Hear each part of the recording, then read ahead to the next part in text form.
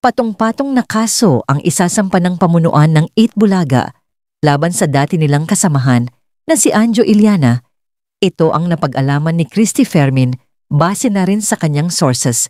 Anumang araw mula ngayon ay isasampa na umano ito sa hukuman. Ayon pa sa ulat, iisa-isahin umano ang mga kaso ni Anjo base na rin sa mga individual niyang ginawan ng kwento. Kaya kung susumahin ay hindi lang isa, kundi marami ang nakaambang na kaso ang dapat sagutin at harapin ng dahating dabarkads sa hukuman.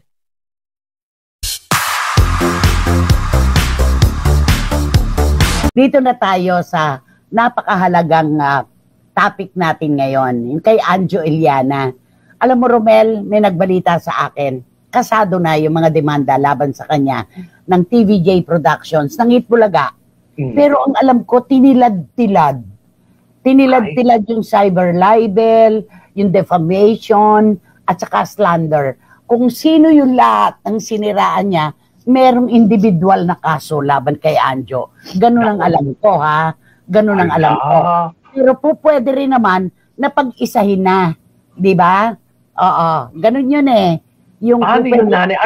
Paano yun, nanay, kung isa-isa pa? Paano ang mangyayari kung sakasakaling isa-isa sila yan? Niya lahat yun. Kunwari, dinimanda siya ni Jose Manalo at saka ni Mergin. Dinimanda siya ni Senate President Tito Soto, ni Bossing Vic Soto, ni Joey De Leon. Tapos isa-isa ulit sa mga dabarkads na ginalaw niya at siniraan niya. A-attendan niya lahat yung ano na yun, yung hearing na yun. Diyos ko. Individual, di ba? Ang hirap niyan. Maliban na lang kung mag-aano yung abogada niya ng motion for kumbaga pagsasama-samahin na lang. Ganon. Parang isaan na lang. Pero palagay ko hindi eh. Hindi mangyayari yun. Palagay ko lang yun ang aking duda doon. Pero ay nako. Eto sabi nga ni Miss Nags, Anjo, itikong mo na lang ang bibig mo. Agad mo nang itigil ang paggagawa pa ng mga pampublikong pahayag. Ipadaan mo na lang lahat ng komunikasyon mo sa iyong legal attorney at tumuon ng husto sa pagpapagaan sa mga kasong libelo at paninirang puri na kasalukuyang kinasasangkutan mo. Yan ang sabi ni Miss Nags ng Belgium. Yan yon. Ang hirap pagka may motion for consolidation, mas makakatipid siya ng oras at saka pera. Di ba? Alam naman natin, ang bawat mag-present sa'yo ng abogado, may talent fee yan. Mahihirapan siya dyan. Ayan. Tama lang po yan, Nay. Bigyan ng leksyon ng madala. Sa bilibid na po siya mag-request sa mga stars. Okay. Napakatagal na panahon pa nito, Dan Clavesillas, bago meron pa tayo sa piskalya. Aakyat pa yan sa lower court. Tapos pag natalo siya doon sa promulgasyon, may Court of Appeals pa. Meron pang Supreme Court. Baka yun na inaasahan ni Anjo na hindi naman siya agad-agad na mananagot.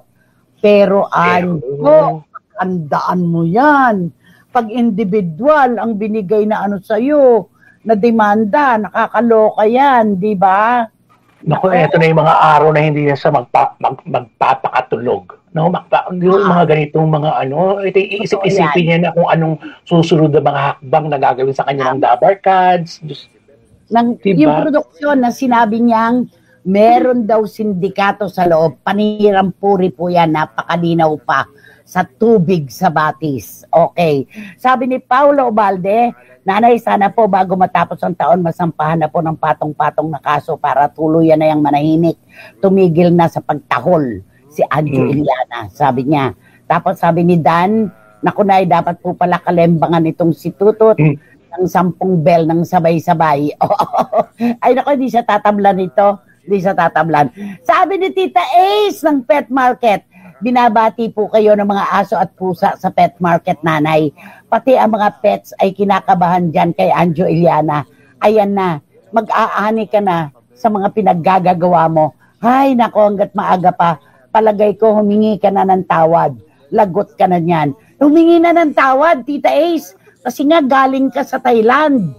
Di ba? Hindi ko alam na humingi na siya ng tawad, pero sinabi niya, ako, hindi ko babawiin yung lahat ng mga sinabi ko dahil totoo yun. At kapag hindi raw inurong ng TVJ at ng 8 Bulaga ang demanda sa kanya, magkakaroon ng mga pasawa. Hindi raw nung daw una rebentador lang ang pinaputok niya. Ngayon daw, sawa na. May sasabugin daw siyang maraming kwento at mga nagaganap sa loob. Alam daw niya yan dahil nandyan siya. Sabi niya, paano anong panghihingi ng tawad yun? Meron at saka yung sinabi niya yung nakakaloka na yun, talaga yung magkasama ngayon, naku, maghihiwalay yan. Diyos ko, ano ba yun? Alam mo, paminsan-minsan lang magpadala ng mensahe si Tita Nina Aquino.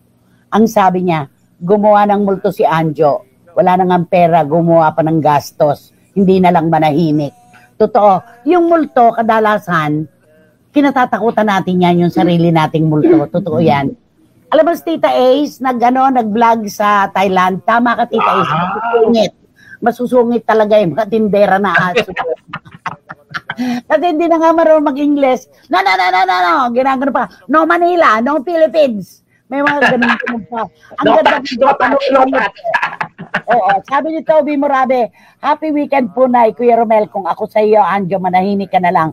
Wala ka talagang laban sa Tito Weekend, Joey at buong Dabar Cats. Magbago ka na, Anjo, habang maaga pa. Sabi yan ni Toby Morabe. Concern. Sabi, Anjo, baka ang bunganga mo ang tuluyang sumabog. Sabi naman ni Wating-Wating, Anjo Iliana, paramihin mo pa ang mga stars mo para may pambayad ka sa mga abogado mo. Che, sabi niya. Sabi ni Paolo Ubalde, nai-agree po ako, mas marites sa mga lalaki, lalo po ang mga nakatambay sa kanto, sa may tindahan at sa mga inuman. Marami, sabi ni Paolo Ubalde. Kasi ito ang depremera kang chismoso dyan. Okay, Anjo, manahimik ka na lang. Ikaw ang gumawa ng malaking problema mo, pinasok mo yan. Ayan, magdasal ka na, ask for guidance, sabi ni Ira Milia. Ay, ang dami talagang ano. Good evening. Kung napapansin nyo ay tinanggal ko na yung aking post na blind item kasi ang dami nagmumura. Ibig sabihin maraming guilty. Kaya tinanggal ko na lang. Hindi ko lang ba't sila nagagalit. Wala naman akong pinapangalanan. Ang daming nagagalit.